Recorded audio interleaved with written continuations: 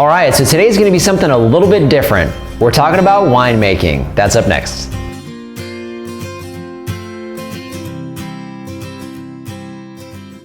Hello everyone, this is Dwayne with Edge of Nowhere Farm, and we're coming to you here tonight. It is a Saturday night, the end of April 2019.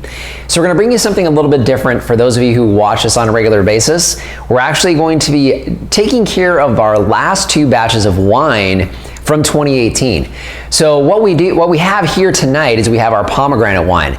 So pomegranate wine, as you guys know, we've talked a lot about our pomegranate trees here and got an amazing harvest from our pomegranate trees this year. We wound up finishing our harvest at the end of December, and we had so much leftover pomegranate that we decided, you know what, let's try pomegranate wine.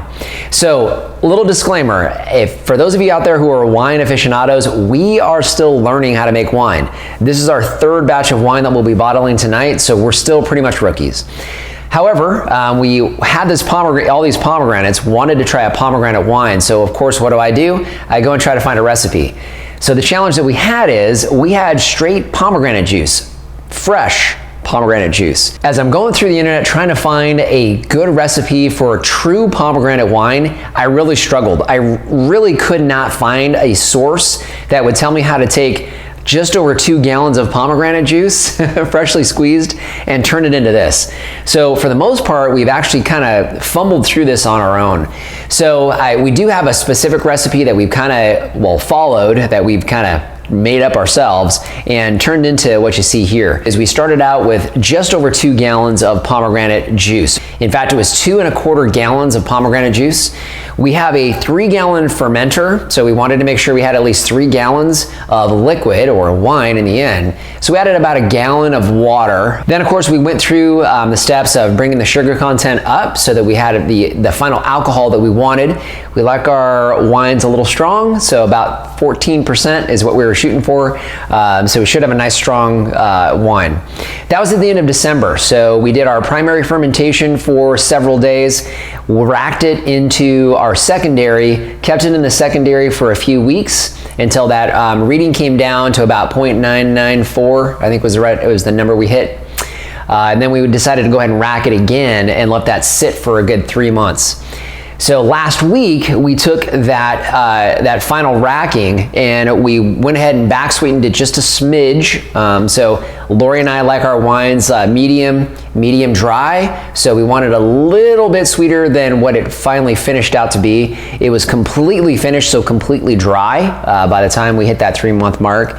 So we back sweetened it, took care of any extra yeast that might have been kind of finagling its way in there with some Camden tablets and some potassium sorbate. Did that a week ago, let this sit just to make sure we were gonna kickstart fermentation again, and it looks like we're in good shape. So what we're gonna do now is we're gonna go ahead and take a little bit of a taste, because in the end, that's all that matters, right? Okay, so pomegranate wine.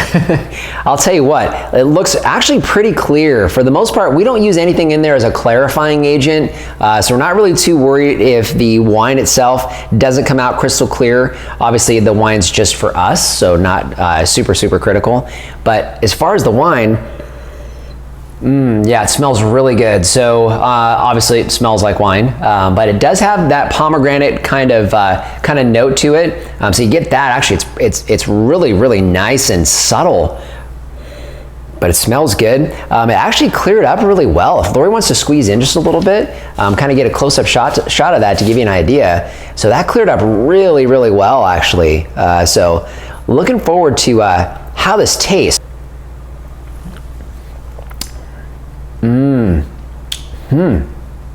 Okay, so you definitely get that tart kind of pomegranate, not real strong, because obviously it tastes like wine, which kind of has, in my opinion, especially red wines, kind of have a little bit of a tart kind of flavor to them, but you definitely get a little bit of tart. There's just a smidge of sweet, so the back sweetening I think was just perfect.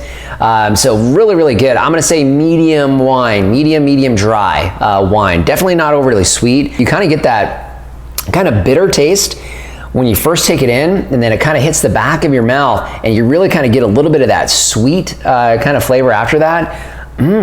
Really, really good, very unique. I've never had a wine taste like this. Really, really good. So we have our wine bottles that we've sanitized here. So I've got 16 wine bottles. I know I have probably just over 3 gallons here, so we should be able to fill definitely 15 bottles. Hopefully that 16th will be for us.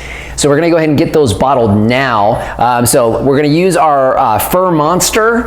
So actually we've got all of the supplies that you're seeing here that we use for winemaking. We have in our Amazon store. I'll leave a link in the description below so you can see all the different things that we use here to make our wine. So what we're gonna be using is this 3-gallon Fur Monster fermenter with a spigot on the front. Makes it very, very easy to fill these bottles. So we're gonna go ahead and get these guys filled.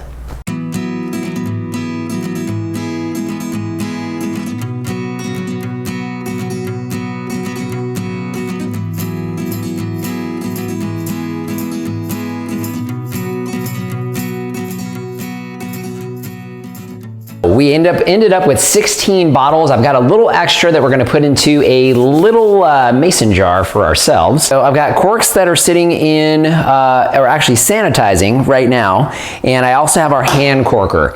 So what we're gonna do, I'm gonna need my lovely assistant, who is also the camera lady, help me out with this one so we can get these guys corked and ready to go.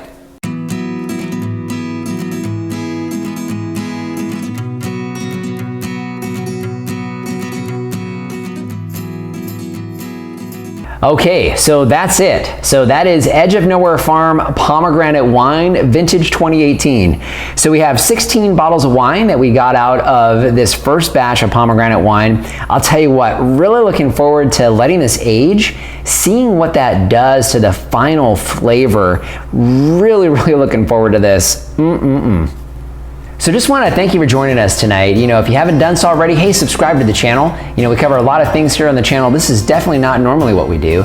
Usually we're talking about farming, so fruit trees, livestock, things like that. So hey, subscribe to the channel. Instagram and Facebook, we're on there as well. We post content that you won't see here on the YouTube channel. And then Amazon, if you haven't checked out our Amazon page, I'm gonna link it in the description below.